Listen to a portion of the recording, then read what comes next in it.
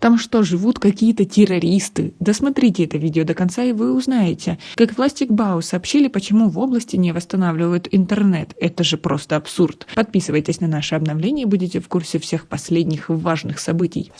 Сотрудники Государственного комитета национальной безопасности по Горно-Бадахшанской автономной области путем угроз продолжают заставлять бюджетников давать интервью ТВ «Бадахшон», сообщает интернет-портал Памир Daily News. Органы правопорядка и безопасности опасаются, что на фоне напряженной обстановки в области отдельные группы в Европе могут воспользоваться этим и будут подстрекать население Гбао к новым конфликтам. Об этом сообщил руководитель группы 44 Фармуз Иргашев, ссылаясь на слова представителей органов и руководства власти. Мы периодически встречаемся с руководством области и представителями силового блока, и по поводу интернета нам ответили, что ситуация очень напряженная, поэтому они опасаются, что отдельные группы, находящиеся в Европе, воспользуются ситуацией и будут агитировать население на новые конфликты, сообщил Иргашев. В районах Горно-Бадахшанской автономной области отсутствует доступ к интернету. Жители региона жалуются, что отсутствие интернета еще более усугубило условия их жизни. Власти отказываются комментировать ситуацию. При этом он отметил, что ситуация действительно накаленная, так как органы очень медленно расследуют дело о гибели Зиёбекова. В отношении жителей уголовные дела очень быстро форсируются, а дела, связанные с сотрудниками органов, почти совсем не расследуют, сказал он. Руководители и члены организованной преступной группы для достижения своих преступных целей использовали случившееся как повод для сбора людей перед органами исполнительной власти Горно-Бадахшанской автономной области и города Харок, говорится в сообщении. За то, что были срублены деревья, в отношении молодого человека уже возбуждено уголовное дело и передано в суд.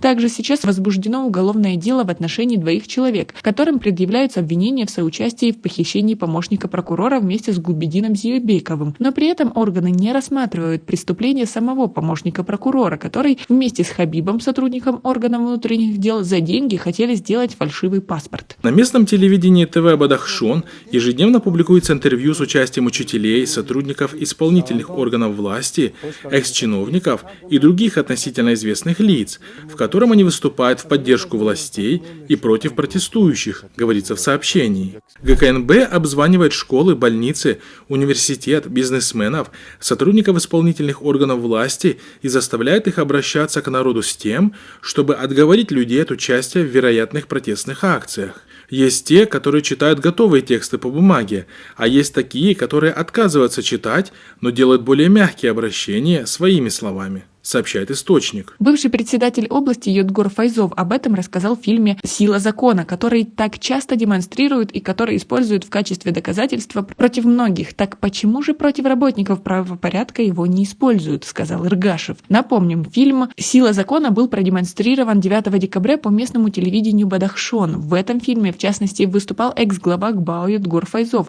который сказал, что трагические события начались с действий сотрудника УВД Хабиба Махмадова. Это человек, который для выдачи фальшивого паспорта потребовал у девушки деньги и товары и стал причиной начала беды. Он не сдержал своего обещания и посоветовал девушке обратиться к помощнику прокурора, говорит Файзов. По словам Фарамуза Иргашева, также следственные органы совсем не расследуют факт гибели и ранения граждан на площади 25 ноября, а дело по гибели Зиёбекова расследуется очень медленно. 25 ноября в Рошскалинском районе произошло задержание жителя этого района Гулбидина Зиёбекова, которого органы правопорядка обвинили в захвате заложника и разжигании розни. В ходе этого задержания Зиёбеков был ранен, а по дороге в Харок скончался. Соратники Зиёбекова обвинили органы милиции и безопасности в его убийстве и привезли его тело на главную площадь Харога с требованием расследовать факт его смерти. На площади собрались тогда сотни человек, число которых в последующие дни возросло до нескольких тысяч.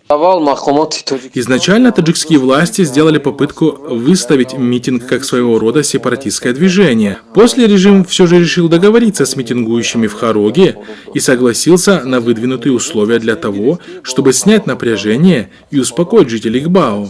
Это делается для того, чтобы протестные настроения не подхватили жители других регионов.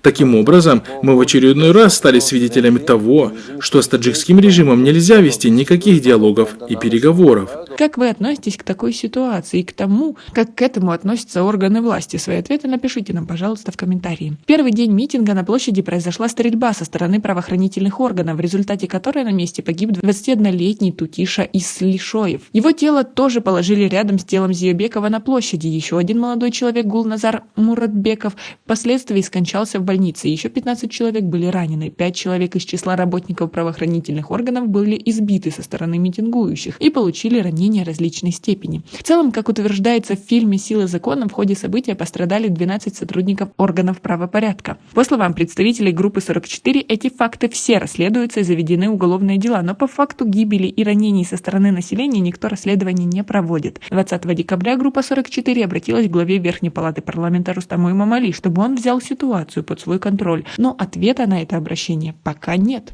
Как вы относитесь к тому, что жители Игбао чуть ли не приравнивают к террористам? Свои ответы напишите нам, пожалуйста, в комментарии. У нас пока на этом все. Оцените наше видео подпиской и лайком. До скорой встречи!